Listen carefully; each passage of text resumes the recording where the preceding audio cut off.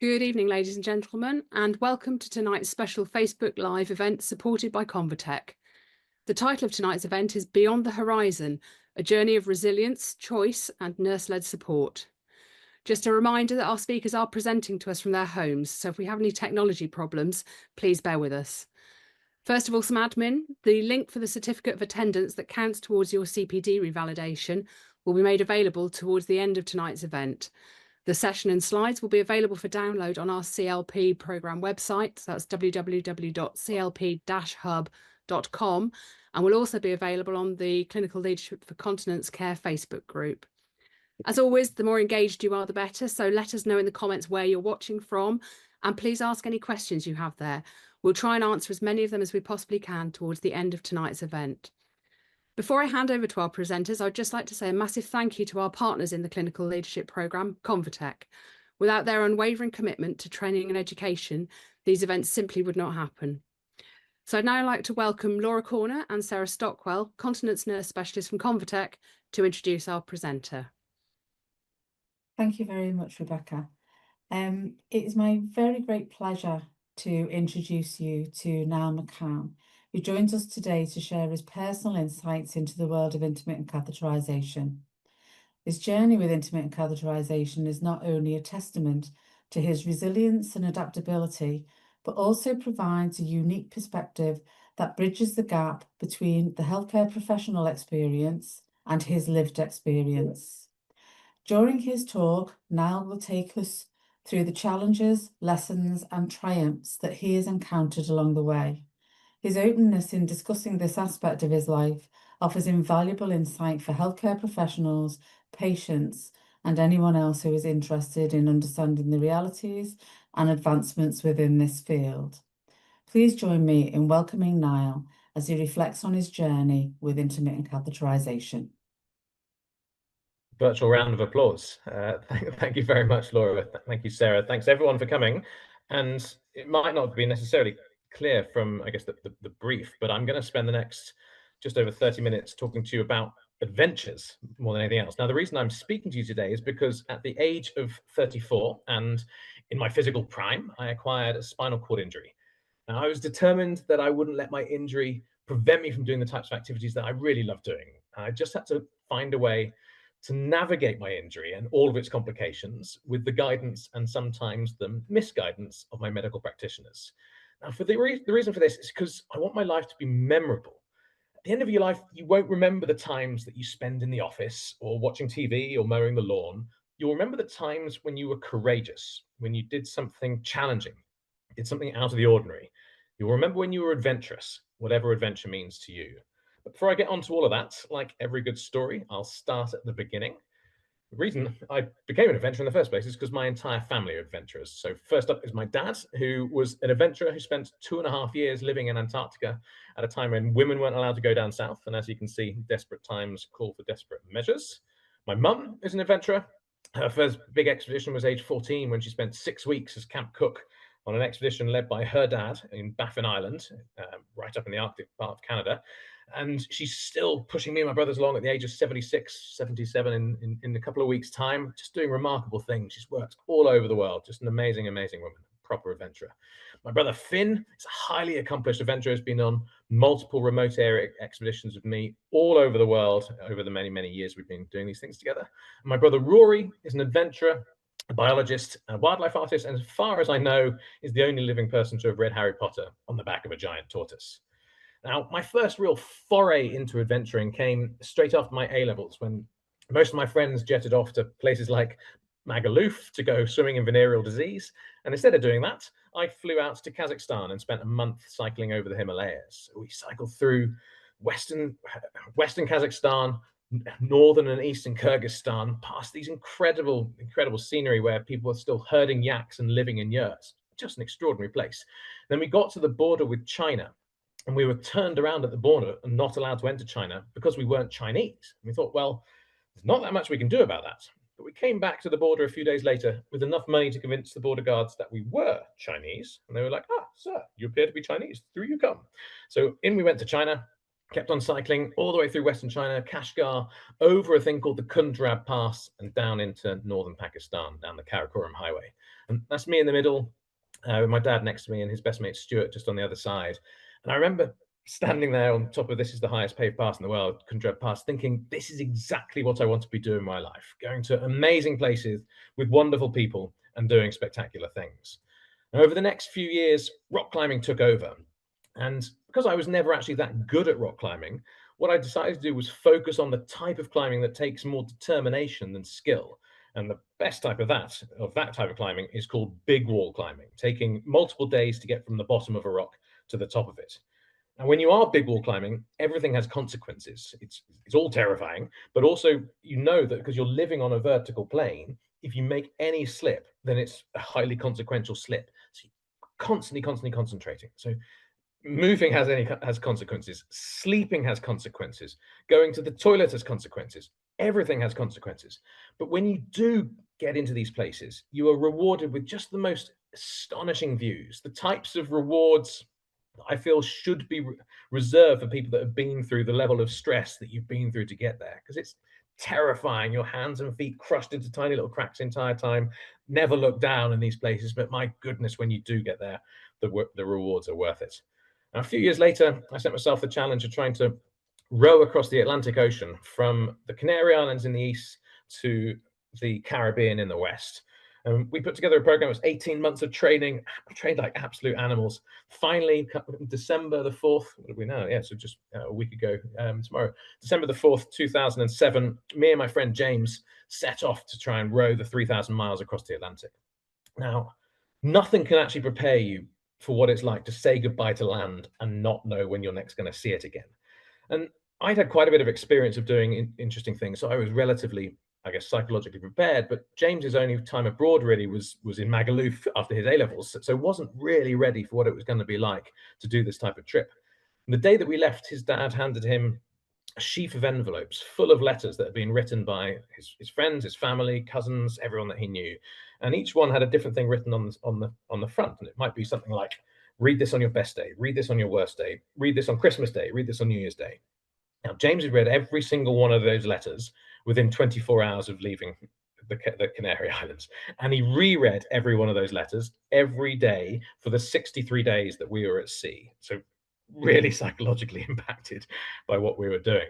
So we set off on December the 4th. We rode all the way through December, through Christmas Day, through New Year's Day, all the way through January as well, and finished on February the 6th, 2008.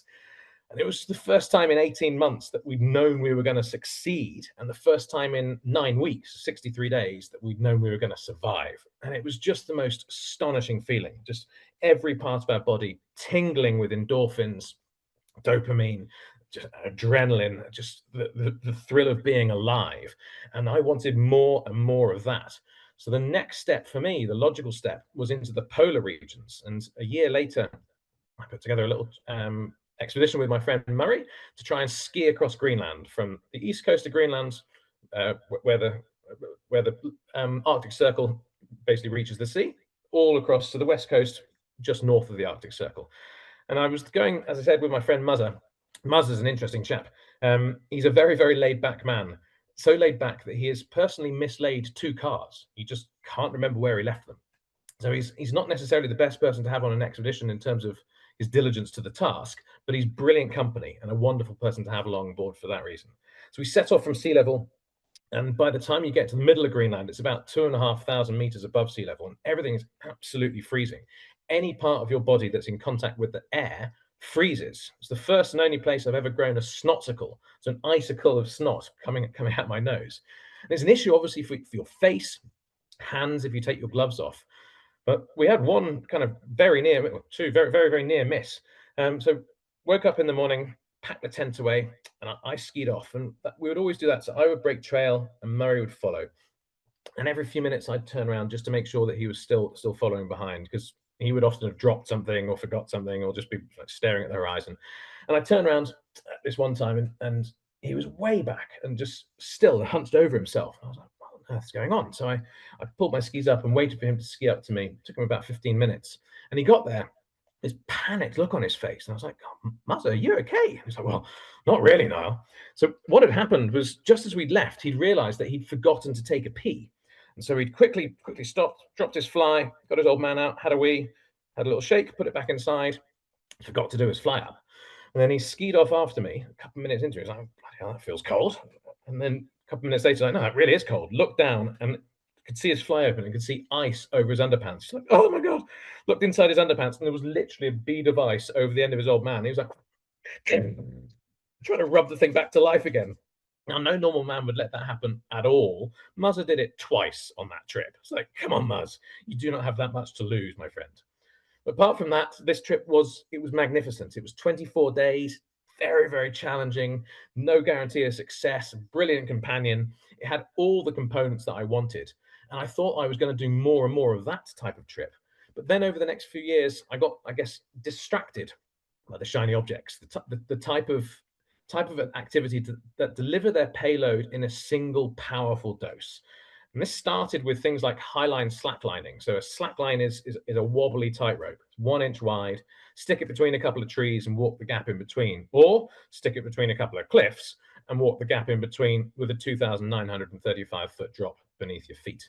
And then we got into making our own rope swings and bungee jumps. And this started, this is a bridge just on the A5, just north of Oswestry, if any of you know that part of kind of Shropshire on your way up towards Chester, and then reached its zenith in the Corrie Gorge in Scotland. So this is something my brother and I made ourselves. There I go. Absolutely fantastic. Dropping into an 80-meter gorge, homemade bungee jump. Just brilliant. And this was all fantastic fun, but of all the adrenalized activities that I got into, the ultimate rush came from flying. Late 2013, my brother came up with the idea of doing a thing called speed flying. Speed flying it's an elaborate version of paragliding. So, but instead of floating around and enjoying the view, you run or you ski off a mountain and you plummet down it. Best way to describe it to you is to show you a little video of me and my brother flying in the Black Mountains in September 2015. So you're on board with my brother on his camera, and that's me in front. And the parachutes are pretty tiny. So my one in a straight line would be about 40 miles an hour, straight line speed, and then faster when you turn, 50 miles an hour or so when you turn. My brother's is smaller parachute, so closer to 50 miles an hour if he puts his arms up and lets it go, and 60 odd miles an hour when he's turning. So really quite extraordinary things. Now, we first actually incorporated them into our lives by mixing it in with a big expedition that the two of us did to Greenland. And this was to go ski mountaineering on the east side of Greenland. So we flew into a little village called Kulusuk, and you land in the airports, and the hangar's tiny. It's kind of not much bigger than the living room that I'm in here. But at one end of the hangar is this polar bear skin.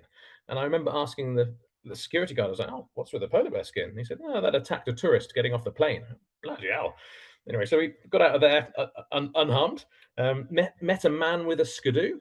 He skidooed us for a couple of hours till the edge of the sea ice. Then we met a man with a boat. He boated us for another couple of hours to the edge of another fjord. And then we strapped into our sleds there, skied off. And we kept on skiing for just over 5 hours, 15 kilometers, until we reached the points that we'd marked on our GPS that looked quite nice. And then we made our tent, made our camp. And this was our camp for the next 15 days. The thing, the funny little pole that you can see just to my brother's by his right arm is part of the polar bear tripwire that we had to have set around the tent. So if a polar bear does try and come in, it'll hopefully set off the tripwire, sets up, the little green thing is a shotgun cartridge, make a really loud bang, piss off the bear. Hopefully it gets pissed off and runs the other way as opposed to running at you. That's the theory, at least. So this was our camp for 15 days. We'd wake up in the morning, poke our heads out, see what the weather was like, and then head off. And off we would ski. So that's me in the bottom of the screen there. And we'd ski for a little while. We'd have chosen an objective for the day.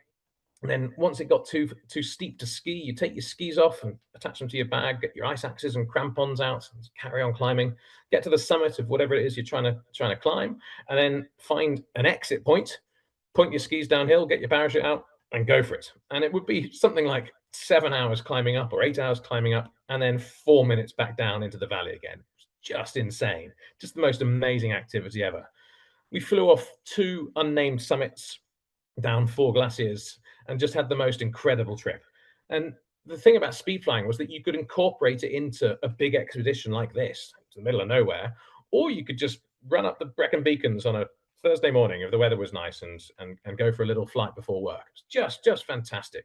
And so that's what I ended up doing for the next couple of years. I racked up maybe 60 flights, give or take. And I had a couple of close calls, but nothing too serious. But the issue was that I was trying to fly above my skill level. I was trying to pull bigger turns. I was trying to get closer to the ground, so you feel that real buzz of being right next to the ground. And I really shouldn't have been doing that. I should have learned my trade for a lot longer than I did. But anyway, on May the 6th, 2016, my brother and I climbed to the top of Pen y Fan, the highest mountain in South Wales, when this happened. So you're on board with me. That's my head camera. So straight off the cliff. So vertical launch, 90 degrees to the left, trying to get closer, then 180 degrees to the right. And then my plan was to pull a 180-degree turn back to the left again, but I got it wrong. And I pulled a 190-degree turn and suddenly realized there was nothing I could do to avoid hitting the mountain. Now the video does carry on, but it's quite unpleasant. So I've stopped it there. And I remember just at this point, just as I was about to impact the mountain, thinking two things, thinking that this is how I die, and that's a shame. And so I did hit the mountain and I bounced back, which the human body's not meant to do. And I fell into a gully, we actually calculated it later, fell 9 meters into a gully. And then I started to tumble. And I knew the profile of that mountain. So I knew there was no way I was coming out alive. And then remarkably, I stopped. My parachute snagged on a load of rocks. You can kind of see there, it's got snagged up. And I remember there was a moment, like a pulse through my body, when I fought to stay alive. And then I came out of it and I knew that I would survive. And I just tried to sort myself out as quickly as I could. I get myself out of that situation, get the parachute off my head, get my helmet off, give myself some air, some freedom. I remember trying to stand up. I got as far as my knees, but then I collapsed over because my legs wouldn't work. And I just lay there looking up the hill, hoping my brother would appear soon, until he did appear remarkably quickly 7 minutes later, which is pretty astonishing given the profile of that mountain. And he was already on the phone to Mountain Rescue when he got there. And I remember saying to him, no, Finn, don't call them yet. I might be able to walk out of here. But it quickly became apparent that I wasn't going to be walking anywhere. That little yellow circle is around me, taken by the Mountain Rescue guys from the other side, from Cribin, if you know that part of South Wales. So it quickly became apparent that the only way I was getting out of there was by helicopter.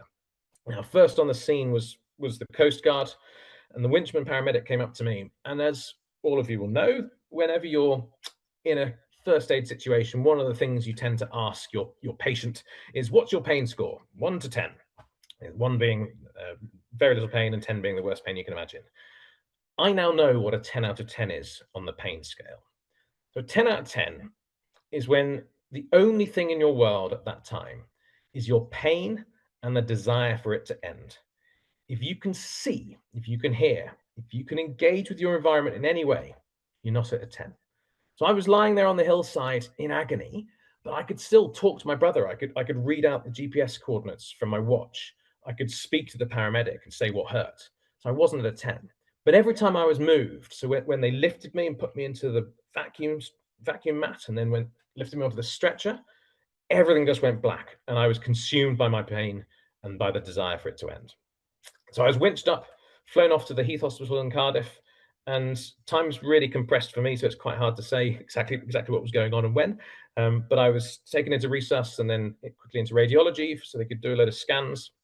And then when I came out, my brother was there. So it must have been quite a while because he had to drive down from Brecon. And he called my wife, and my wife works in the Heath. So 4 minutes later, she appeared and was obviously quite upset. And I said, no, don't worry, it's fine.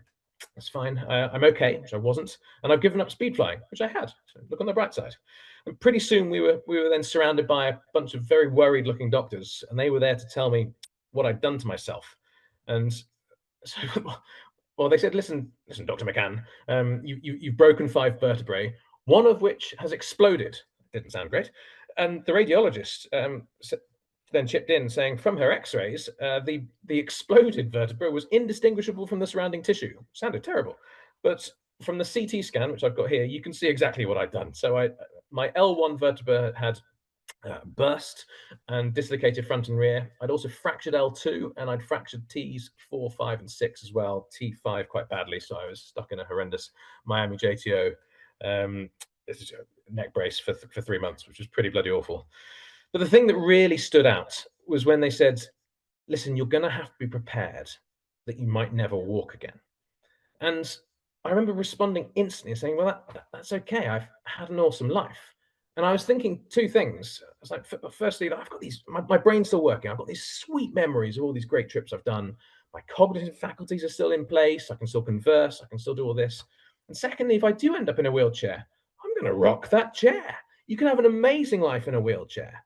Losing the ability to walk isn't losing your life. It's just a kink in the road, and you find other ways. And I was determined that if I was going to end up in a wheelchair, I'd find a way to still maximize my life. They then told me what they were going to do to me. So the first operation, because I'd snapped in half and twisted, they needed to untwist me and unfold me basically, and then rig a load of scaffolding so that I stayed straight. And then the second operation, a lot more complicated.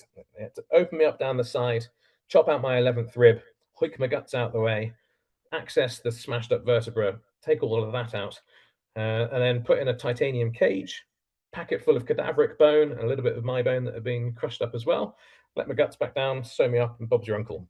But of course, it was nowhere near as simple as that. It was really quite complicated. I ended up having a couple of surgical issues, like I had a pneumothorax during the surgery, and I lost quite a lot of cerebral spinal fluid, which took quite a lot out of me. But all of it felt like progress. Like, this was 17 days after my accident, and for the first time, I felt like I could actually start getting better. 2 days later, I stood up for the first time. So I had one physio on either side and one behind me, and they lifted me to my feet. And I took 2 steps to my left and 2 steps to my right, and then sat back down, lay on my bed, and passed out asleep from the effort. The day after that, they stood me up and they walked me to the edge of my room and then back. The day after that, they walked me out of my room. The day after that, they walked me down the corridor. And I made it my aim that by the end of my time in hospital, by this point, this was in Llandoch Hospital, I wanted to walk the length of the longest corridor in the hospital, which turns out to be the second longest corridor of any hospital in Western Europe. So by the time I left 38 days after an accident, I had walked the second longest corridor in any hospital in Western Europe without the use of my crutches. So I was very pleased with myself when I did that. Now, after 38 days, I was released back home and into the care of the district nurses and my family. Now, really, I came out of hospital a couple of weeks too early. I was still in a huge amount of discomfort, and I had a couple of really big faints in that first week. I still had an indwelling catheter that was just a bloody nightmare, sometimes taking 10 minutes to drain. And of course, my bowel management was completely non-existent. So I basically just drenched in feces for the first few weeks. Now, it didn't really seem like there was much of a plan of what to do with me as well. There was one specialist nurse who's wonderful, but she has to serve the entire region. So it was ages before I actually saw her and started to make any progress. And in the meantime, I was given zero information about what charities could support you or what groups you could join, or that there were any options when it came to catheterizing or all these other things. Now, you get told a lot of things about what life is going to be like with a spinal cord injury, most of which are necessarily dire, because I don't think they want to get your hopes up. But I still remember when I first met my spinal consultant when I came out, and he said, "Oh, what did you like to do with your life before your accident?" And I said, "Oh, mountain biking and climbing and rowing and all of these things." And he said, "Well, we probably recommend you don't do too much activity and just take it a little easier." This was like a red rag to a bull to me, and I patiently explained to him that that was not what I had in mind for my body. And over the next few years, he and all of my medical practitioners have had to adjust their expectations based upon my expectations for my body and what I want to do with my life. Now, since when I first got out, the first thing I wanted to do was just go for a walk and feel the sun on my face, listen to the bird song, just feel that freedom of being outside. But the thing I really set my heart on was climbing to the top of the mountain that I'd had my accident. And so 17 weeks after the accident, I hobbled back up to the top of Penavan, where I was joined by the helicopter crew that had rescued me on the day, which is amazing, and the mountain rescue crew that had rescued me on the day. So Mark Jones and Graham Hatch, Kidney Hatch. Just wonderful that they joined me. But from the very start, or at least from the point when I knew I was going to be able to walk again, which was maybe 6 days after my accident or so, the big focus of my recovery was that I wanted to join the mountain rescue team that had rescued me. It's not just a matter of kind of applying to join. You have to actually be physically capable of rescuing people in the mountains. So a year after my accident, I joined the team. I was still pretty wobbly on my feet at that time, but 6 months of training. And after that amount of time, I was a little bit more robust. And that's when the fitness test came, and kind of just managed to squeeze through the fitness test, just about. And then at 18 months of probation on the team, by which point I was actually quite fit and quite strong again. And I had a wonderful moment 18 months after I qualified for the team, when I was carrying a guy in a stretcher. He'd broken his leg, and I was at the front of the stretcher, and I was just about to hand him into the helicopter. And the man that received the patient was Graham Hatch, the same Winchman paramedic who'd scooped me off the mountain 2 and a bit years before. And it felt like just a wonderful circularity. Here I was, going from being scooped off the mountain myself to now rescuing people in need. And it was just, yeah, it felt like a full stop at the end of a really challenging chapter in my life, but a wonderful moment nonetheless. And over the subsequent years, I slowly eased back into climbing and mountaineering and mountain biking and skiing, and running, and unnecessarily jumping across gaps. I even got back into slacklining again. Slightly difficult because I don't have much balance and my proprioception is terrible, but still great fun. And of course, I found absolutely the greatest joy in life, which is taking my young daughter out on adventures and introducing her to the world and watching her confidence grow and grow. But there was one thing still missing: expeditions. One of my reasons for not having got back into expeditions was my ongoing issues with self-catheterization. I didn't actually know that there were lots of different catheters on the market because no one told me.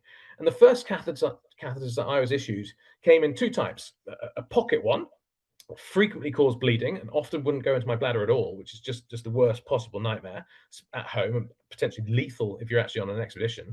And then they had the straight ones that were absolutely massive, cumbersome, and also often make me bleed, which was, again, not exactly the type of thing I want on an expedition in an austere environment. It took about 4 years for someone to actually say that, well, why don't you try a different catheter? And after a bit of experimentation, I found one that never makes me bleed and always drains my bladder, importantly. But I was still worried about the bulk, about carrying tens of catheters for a few weeks on an expedition, especially in a mountain or polar environment when every gram counts. But then someone recommended using an indwelling catheter for that type of trip. And I thought, well, that sounds quite sensible in principle. So I might give that a go. It should reduce the risk of infection, given any luck. Or at least that's the theory, because I'm not putting something in and out of my bladder multiple times a day. And of course, there's no issue with bulk because the thing just is attached to you. And all of a sudden, expeditions were back on again. I no longer had an excuse, but I needed a reason and I needed a purpose to do expeditions. And then I met Darren and Ed, and I found my reason and I found my purpose. So Darren, in the Sitski there, was a mountaineer who was attempting to qualify for the Special Forces Reserve when he broke his back in a climbing accident. And Ed was a professional rugby player who broke his neck diving into the shallow end of a swimming pool without putting his arms up above his head. Now, between us, we came up with the idea to ski across Iceland's Vatnajökull, the largest ice cap in Europe, the entire basically southeastern part of Iceland, the big white thing you can see there. The catch, of course, was that all 3 of us have spinal cord injuries. So I'm partial paraplegic, Ed's partial quadriplegic, and Darren is a complete paraplegic, meaning that between the 3 of us, we've got 4 fully functioning limbs, 6 partially functioning limbs, and 2 non-functioning limbs. But we thought we could manage it anyway. And then when was it? April 2023, we packed a ridiculous amount of kit and equipment, plus 18 days of food into our bags, jumped in a couple of monster trucks in Reykjavik, drove to the edge of the ice via the last toilet in Iceland, which we made very good use of. And then we strapped into our pogs and skied off 135 kilometers to get across the ice cap. Now, the first few days were pretty brutal. We gained a lot of height in like warm and wet conditions, and then we got hit by a storm with 100-kilometer-per-hour winds that threatened to blow the tent away. Absolutely bloody awful. We then sat that storm out for a couple of days because it was just far too dangerous to be able to ski, and we set off again when conditions relented. And after 7 days, the weather finally turned and we hit the afterburners. And for the next 4 days, the alarm would go off at 5 in the morning, and we'd get up, get our breakfast, pack our tent, and off we would go. And we would watch as the distance to the end just just got closer and closer and closer. Fantastic. And then all of a sudden, out of the blue, I got a bladder infection. Up until that point, my indwelling catheter had been painful and slow to drain, sometimes taking about 10 minutes to completely empty my bladder, which is annoying, but otherwise it was working. And by having the flip flow open in the night, I could actually just drain into a bag and fill up my own little personal hot water bottle inside my sleeping bag, which was frankly brilliant. And I recommend it to more or less anyone. But then obviously a little bacterial colony must have got into the end of that catheter and then traveled up the catheter into my bladder, causing an infection. And the infection caused a blockage in the catheter, and I filled up like a balloon because I couldn't drain until things were looking and feeling pretty bloody serious. Now, my big concern was that if I went into retention, it would be a helicopter job out of there, red button, that's it. And yeah, potentially awful consequences. And finally, I couldn't take any more. I was like a beach ball. It was horrendous. And in minus 12 degrees, put myself in that little orange hut and managed to extract the catheter, something that I'd never done before because I've never used them, but my specialist nurse had explained how it might work. And I just exploded urine out over the ice cap. It's my first natural wee in 7.5 years or whatever it was. Now, thank goodness it worked, but bloody hell, that was a close one. And luckily I brought a bunch of intermittent catheters with me. So for the remaining days of the trip, I was intermittently self-catheterizing to get through the rest of it. Now, on the evening of day 10, we still had about a day and a half worth of skiing left. And we got a forecast coming through saying, end of the next day, it's all over. There's a storm coming in. So we had to make the decision, well, either we sit the storm out for 3 or 4 days, or we just try and do a massive day in one and get there. So that's what we did. We woke up first thing in the morning, 5 o'clock in the morning. It was minus 27. We set off and it never warmed above minus 10 for the entire day. The wind was just building and building and building. But finally, after it was just under 12 hours worth of skiing, we arrived at the end, although we were in zero visibility, so we couldn't actually see that we were in the end. Our watches and GPS devices told us we were there. But to get there, Darren had pushed himself to the point of complete exhaustion. And as soon as we stopped moving, he slipped into hypothermia. So far from celebrating our great achievements, our immediate concern was to get the tent up in ever worsening conditions, get Darren inside and get him warm, which included giving him a hot water bottle, which in his hypothermia-induced delirium, in his kind of addled state, he put against his skin below the line at which he can feel. And so we don't know how long it was, but maybe about half an hour later, I found myself in the very strange situation of treating someone simultaneously for hypothermia and third-degree burns. But he survived, and we'd done it. And it was only a few weeks after getting back home that I dug out this old notebook. And several years before my accident, I'd written what I called a yes list, a list of things I most want to do in my life. Number one on that list, obviously, to anyone that saw the start of this talk, was to pose naked on an elephant seal. I'm sure you can all agree that that is the most important thing that I can do with my one wild and precious life. But number two on that list was climb Mount Asgard. Mount Asgard, which is named after the home of the Norse gods, lies inside the Arctic Circle on Canada's Baffin Island. It was first climbed in 1953 in an expedition led by my grandfather. And although he didn't actually climb it himself, he was the expedition leader, so he got the honor of naming it, and he chose this extraordinary name, Asgard. And for our whole lives, my brother and I have known about this, and we've dreamed of climbing it. But when I had my accident, we thought that dream was over. But after Iceland, suddenly that dream was back on. But it's an expensive dream, of course. And so here to help us was a team of wonderful nurses and Convatec staff, corralled by Sarah and Laura, who hiked up to the summit of Penavan, where I'd had my accident, in absolutely atrocious weather, as you can see, to raise some money for the expedition, which is unbelievably generous to them, absolutely wonderful. And then finally, after about 2 years of preparation, we set off. It takes 5 flights to get there, so 5 flights, although we missed one of them, so we had to hire a car and drive through the night, arriving at our airport, the next connecting flight airport 2 hours before that flight took off. Slightly panic-inducing. And then once you've taken the 5 flights, it's then a boat journey and then a 4-day hike to actually get in. 42 kilometers or so, but we were carrying 45 kilos worth of gear each. And it's just mad. Like, the way to Asgard follows up this river valley, and the scale is just unbelievable. They call it an Arctic mile. You look at something, you think that's about a mile away. then you walk for a mile and it still looks like it's about a mile away. We just couldn't believe the scale.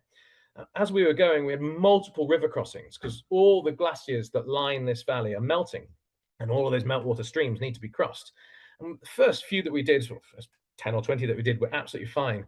But then we came across this absolute nightmare called Half Hour Creek. And 24 hours of heavy rain had turned that creek into a raging torrent, brown and angry and impossible to cross. We marked the edge of the flow to monitor the levels and pitched our tent above the tide line and listened to what sounded like an underwater landslide as the water just pummeled all these boulders downstream. Absolutely awful. 28 hours later, the levels had got down a bit and we went for it. And my brother went first. I remember watching him and just feeling sick with worry for what would happen to him if he fell, because if you fall there, you're dead. The downstream there was a waterfall and then just bloody awful. The consequences were horrendous. But also sick with the anticipation of doing it myself, especially because I've got complete posterior chain paralysis, very poor balance, very little proprioception. So I was a little bit worried about trying to get across myself. And when I did face it, I took the first few steps, faced into the flow, bracing against my walking poles, and I tipped forwards, and the water started hammering against my chest. And I was thinking, God, is this the moment I go under? But managed to pull myself upright again, stabilize myself, and get across. Now, the flow ripped off one of my shoes, which was ridiculous. But apart from that, I was able to get over and carry on. And then just like an hour and a bit later, we arrived at this campsite at a place called Summit Lake. And the sun came out and shone for the first time in a week. And we were like, oh, this is our window. This is where we go for it. So the next morning, we set off to climb Mount Asgard. First thing we had to do was wade across a thigh-deep river, and then over a glacier for about 3 hours of glacier travel.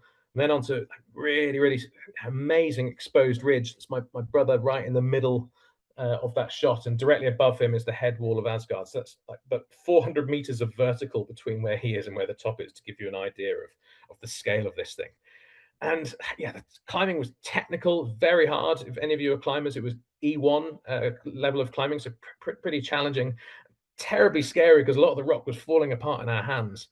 But we made it, and after 16 hours after leaving camp, 72 years to the very day that it was first climbed, I joined my brother on the summit of the mountain that we dreamed about our entire lives. We embraced and rejoiced in the emotion of a life ambition achieved. And so, finally, to all of you, by embarking on the careers that you've chosen to be there for people like me and Darren and Ed, to advocate for us, to give us a helping hand when we most need it, and to guide us through the ups and downs of life after injury, and help us to live confidently. In short, you've chosen to make a difference. Cheers to that. Thank you very much.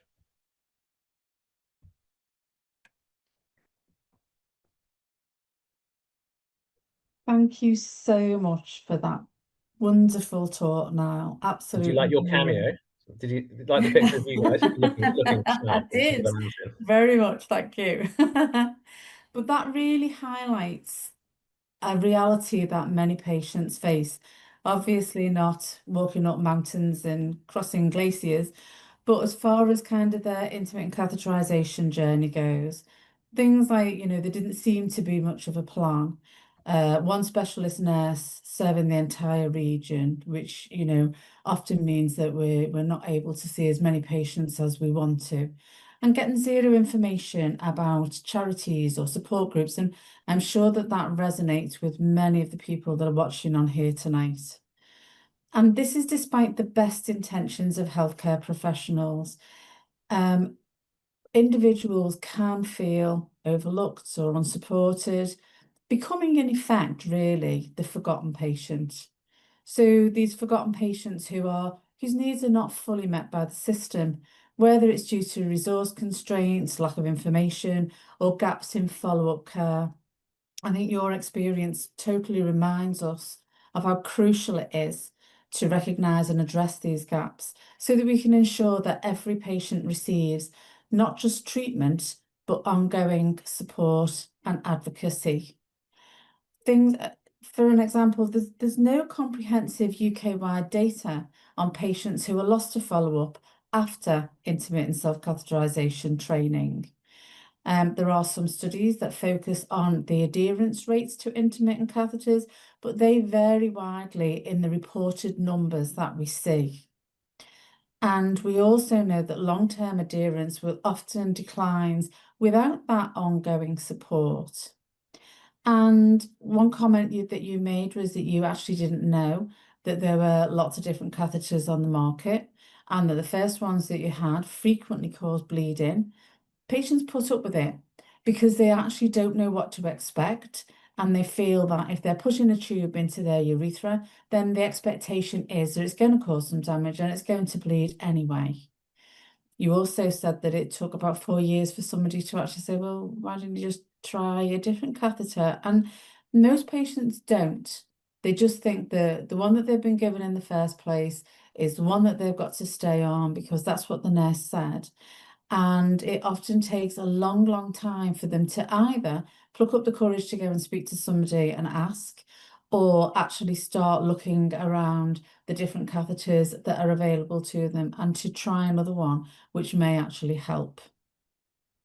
Statistics show that there are significant numbers of patient experiences that have challenges and complications with intermittent catheterization. And these statistics highlight the need for that ongoing support and follow-up. So a study held in 2024 last year found that almost half of the patients that they spoke to reported difficulty in accepting the fact that they had to perform intermittent self-catheterization. And there's no single statistic in the UK for the number of patients who have had a review of catheter or not had a review of their catheter. New NICE guidelines that were produced earlier this year in July suggest that the patients should have a regular review of their intermittent catheter, but there's no kind of stipulation on how regular that is, whether that's annually or whether that's every 5 years, or indeed once every 20 years, which is the case with some patients. A recent primary care catheter audit, some preliminary findings there have shown that at least a fifth of the patients report a significant effect on their quality of life just because of their intermittent catheterization. About 76% of those patients reported that they had never, ever had a catheter review. And about a third of the patients had reported some kind of catheter-related problems that then meant that they had to have an A&E visit. So the consequences to a lack of follow-up for our forgotten patients are things like access issues. Patients don't know what the correct pathway is to follow if they develop any kinds of problems. Who do they go to see? Do they go back to their continence care team? Do they go back to their GP? And quite often they're just lost to follow-up. There are changes in patients' manual dexterity. Now, often this can be age-related, but it isn't always. So patients who have MS, that will lead to more difficulty in handling their catheters and maintaining their hygiene, which then leads to more risk of trauma and infection. Psychological factors are often not identified, and patients feel very unsupported and quite isolated. They may feel anxious, frustrated, or even worse, they feel totally abandoned by the healthcare system. There's no understanding for some patients on urine tract infections and the fact that the risk of these increases without any ongoing education, monitoring, or support. And we also know that, recurrent UTIs can lead to patients developing urosepsis, and, that can actually ultimately lead to either at the least a stay in intensive care, or the ultimate, patients can die from urosepsis. So missed opportunities for education and problem solving. If we miss those, patients may be struggling with their technique. It may be something just quite as simple as that they just need to have their technique revisited, but many of these issues go unaddressed. And most patients get no updates on catheter development or choice unless they go onto the internet and start researching things themselves. Patients obviously age, and they are age-related symptoms, so things like cognitive challenges, which could affect their ability to remember to perform the procedure or do it correctly, which can lead to infection or retention, and potentially they present as an A&E emergency. Physiological changes happen, so that can, when patients are doing repeated catheterizations, it could increase the risk of urethral trauma, strictures, or infections.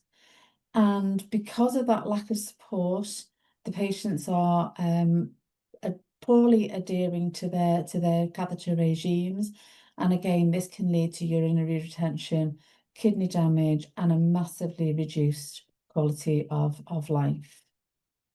With this in mind now, you suggested that your ongoing care with regard to implementing catheterization was not fully met.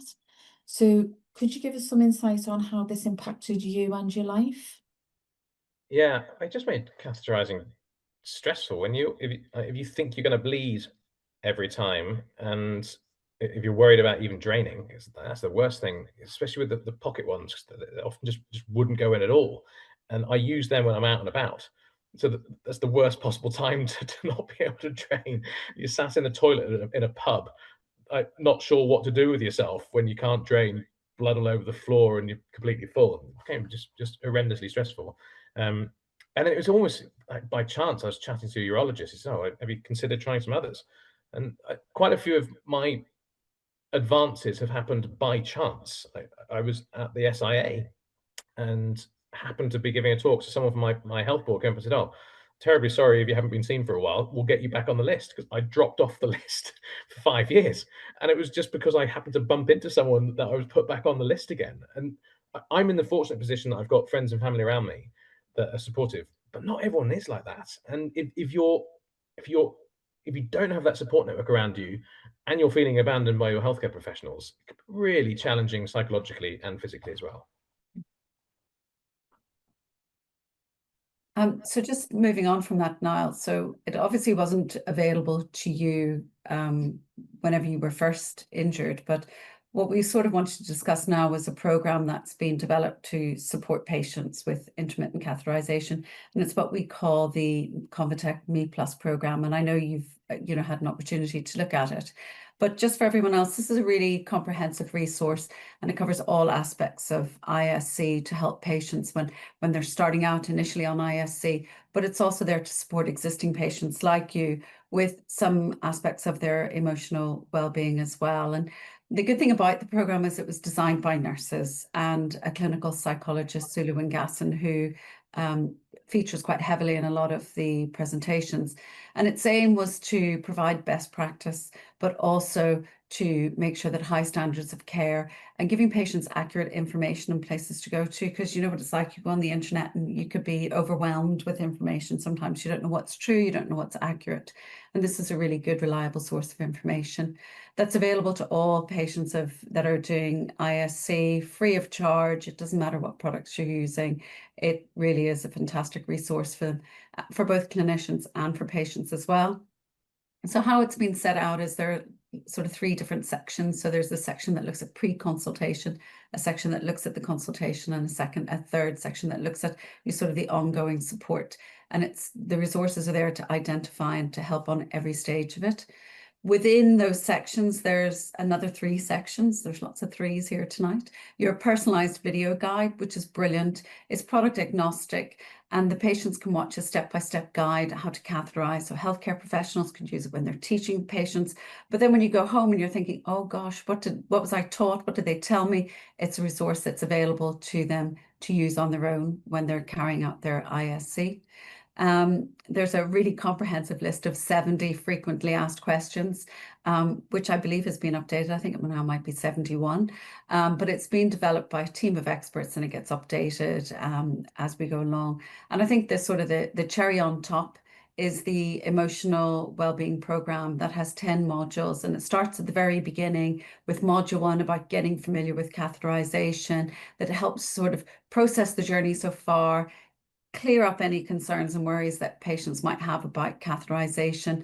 And then module 2 brings them in nicely to sort of looking at things to help reduce your worries and your concerns and your fears, talking to them about different techniques, how to calm themselves, their mind and their body during that process to get yourself in the right headspace, through to things like on module 6, there's a module on intimacy. So when do you tell, a new partner that you carry out ISE? Do you actually even need to? Helps with setting goals about how you can increase intimacy and deal with intimacy. So there's 10 interactive modules that patients can interact with.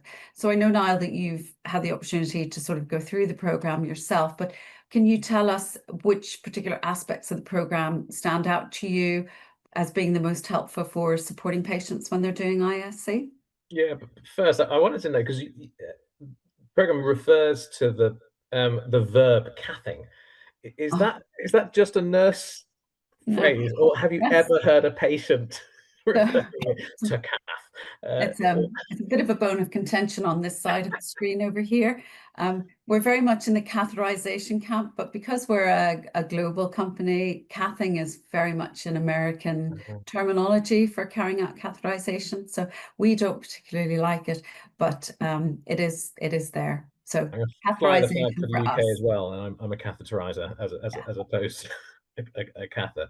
But yeah, so for me, it's the educational tools that were the most important. It's knowing what's out there, and that there are many ways to do that thing that you have to do, because just thinking there's just one size fits all isn't the case. But when you come out of hospital, that's basically the information you're given. Here's a catheter, that's how you do it, off on your own. So for me, having that amazing sequence of educational tools was critical. But I think thinking outside of myself and thinking of other patients and other SCI patients I've met, it's probably the emotional well-being aspect that's the most important. To be frank, when I went from having my indwelling to having intermittent self catheters, I was just so relieved not to have that bloody indwelling thing that I was emotionally over the moon. I was like, this is brilliant. Intermittent self catheterization is the best thing ever.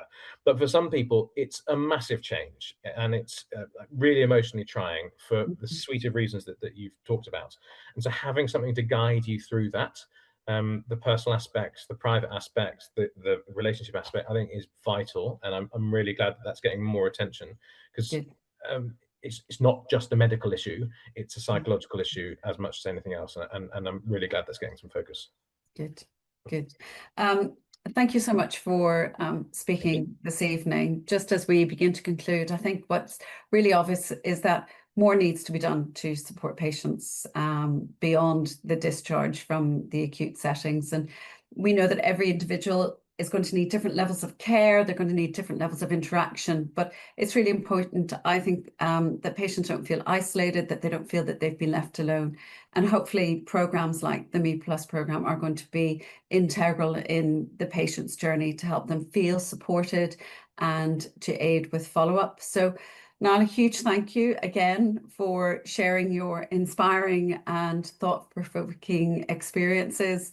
Every time I hear you speak, I really enjoy it. It gives us great insight as nurses on what we should do every day to do better.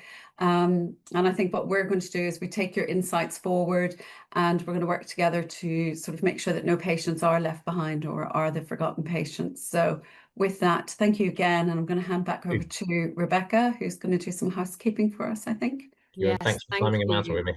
It was a pleasure. Bit wet. Thank you all. We've just got time for a few questions. We hopefully will have time to answer them all, but we'll just go through them. So thank you all for sending these in. So the first question, Niall, are there any other additional resources or training that would help from your perspective as a catheter user? So I think knowing about the different charities and what they do and why they're helpful is massive, because I was literally told there were about none. And it came as a real surprise to discover there's a suite, and they all do slightly different things, and they can all help you out in different aspects of your life. Some provide amazing social interactions, some have got great advice, some can advocate for you. They do this whole range of different things, and I knew about none of them. So understanding what's out there in terms of kind of the charity provision, and I think is absolutely vital. And because there's so much then peer-to-peer learning in those situations, because a lot of people, they feel they're the only person that's got an SCI. There's 100,000 people in the country, and actually having a bit of knowing that there are other people out there reduces the psychological burden on yourself, and then being able to share stories and get two people with a spinal cord injury together, and they'll be talking about catheterization and going to the toilet within seconds. And having that peer-to-peer learning is amazing. And yeah, that is facilitated by the charities. Great, thank you. Next question. Have you ever tried to use a just can't wait card and still been refused to use a toilet? No, but I have a just can't wait card, but I've never been refused. But Good. what an absolutely awful thing if you are. That'd be horrendous. No, absolutely. Do you still visit your GP for a catheter check? No, and never have. That's never happened. Okay. So my annual, although I can't remember when the last one was, checkup was with my specialist nurse, Right. and she would just say, "How's your catheters going?" Fine, and that was it. And then every few years, kind of by random, I'll get an appointment with a urologist, and we'll have a conversation about it then. But no, I've never had a GP appointment about it. So you see your specialist nurse annually? Well, it's meant to be annually, but I can't remember. I think the last one was just before I went to Iceland, which is 2 and a bit years. Yeah. So do you have a local continence service that advise you and give follow-ups? They could. So Right. I call them about ordering catheters, and I could ask for advice if I needed it. At the moment, I'm in a really fortunate position of being able to kind of call Sarah and Laura and say, what do you do? But again, that puts me in a really privileged position that many people aren't in. And what I recognise is that I am very lucky to have that support around me, and not everyone else has that. Yeah, no, absolutely. I think, yeah, they provide a great service there. So that's brilliant. Thank you. Is there any advice you would give to someone who's just starting intermittent self-catheterizing and thinking about using Me Plus, or apart from directing them to Me Plus, but is there any, kind of top tips? Well, I think one thing I would say, I can't say in a medical setting, you can reuse every now and then. I don't know, oh God, I can see. Yeah, don't listen. But if you like, how stressful is it when you've gone out with 3 catheters in your bag, and then you've had 5 drinks, and you've run out? Bloody awful. That used to happen a lot. And then someone told me, you just reuse them. And that changed my drinking habits.